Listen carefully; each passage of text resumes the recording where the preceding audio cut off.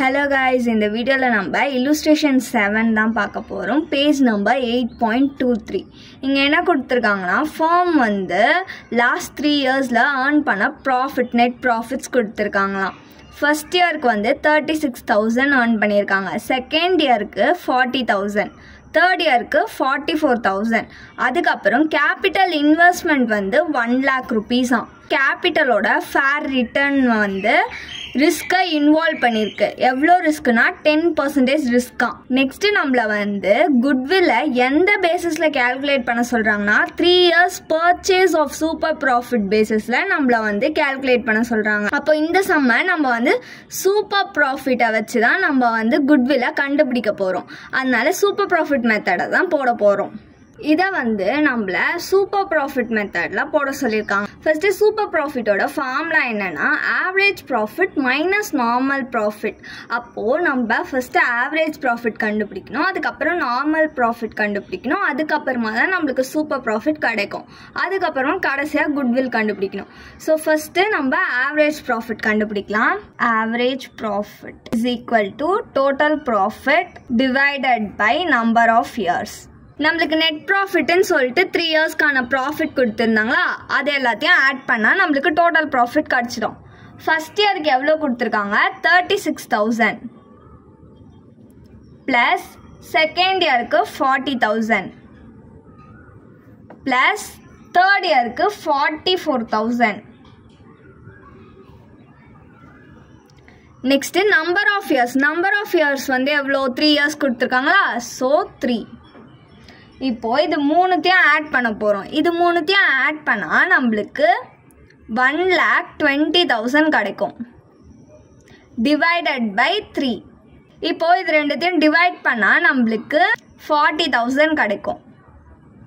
இதுதான் நம்மளோட average profit. Average profit கண்டுபிடிச்சிட்டோமா, நெக்ஸ்ட் நம்ம நார்மல் ப்ராஃபிட் கண்டுபிடிக்க போகிறோம். நார்மல் ப்ராஃபிட்டோட ஃபார்முலா என்னன்னா normal profit is equal to capital employed into normal rate of return. capital investment அப்படின்னு கொடுத்துருந்தாங்களே அதுதான் வந்து capital employedன்னு அர்த்தம். ஸோ capital investment எவ்வளோ கொடுத்துருக்காங்க 1 lakh கொடுத்துருக்காங்களா, அதுதான் நம்ம capital employed எடுத்துக்க போகிறோம். into normal rate of return.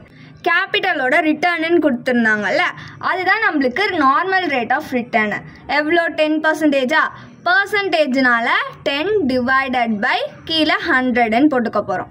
இப்போ இதை கேல்குலேட், இந்த ஜீரோ கேன்சல் ஆயிடுச்சா, அப்புறம் இந்த ஜீரோ கேன்சல் ஆயிடுச்சு. மிச்சம் நம்மளுக்கு எவ்வளோ இருக்குது 10,000. இதுதான் நம்மளோட நார்மல் ப்ராஃபிட் 10,000. நெக்ஸ்ட்டு இப்போ ஆவரேஜ் ப்ராஃபிட் கண்டுபிடிச்சிட்டோம், நார்மல் ப்ராஃபிட்டும் கண்டுபிடிச்சிட்டோம். நெக்ஸ்ட்டு நம்ம சூப்பர் ப்ராஃபிட் தான் கண்டுபிடிக்க போகிறோம். Super profit is equal to average profit minus normal profit. இப்போ ஆவரேஜ் ப்ராஃபிட் நம்ம கண்டுபிடிச்சிட்டோம்ல, எவ்வளோ கண்டுபிடிச்சோம் 40,000 கண்டுபிடிச்சிருக்கோம் average profit. Next normal profit எவ்வளோ கண்டுபிடிச்சிருக்கோம் 10,000 கண்டுபிடிச்சிருக்கோமா. இப்போ 40,000யும் 10,000யும் மைனஸ் பண்ணால் நம்மளுக்கு சூப்பர் ப்ராஃபிட் கிடைச்சிடும். மைனஸ் பண்ணிக்கலாமா. ஆவரேஜ் ப்ராஃபிட் எவ்வளோ கண்டுபிடிச்சோம் 40,000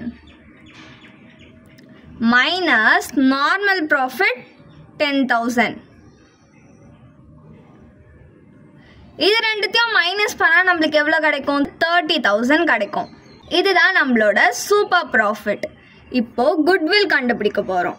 குட்வில் இஸ் ஈக்குவல் டு, இது வந்து சூப்பர் ப்ராஃபிட் மெத்தட் தானே, அதனால என்ன பண்ணணும் goodwill is equal to super profit into number of years of purchase. Super profit எவ்வளோ கண்டுபிடிச்சிருக்கோம் 30,000.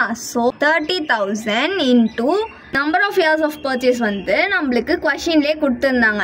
என்ன சொல்லியிருந்தாங்க குட்வில்ல சூப்பர் ப்ராஃபிட்ல இருந்து 3 இயர்ஸ் பர்ச்சேஸ் இயர்ஸ்ல கேல்குலேட் பண்ண சொல்லியிருந்தாங்க. So into 3.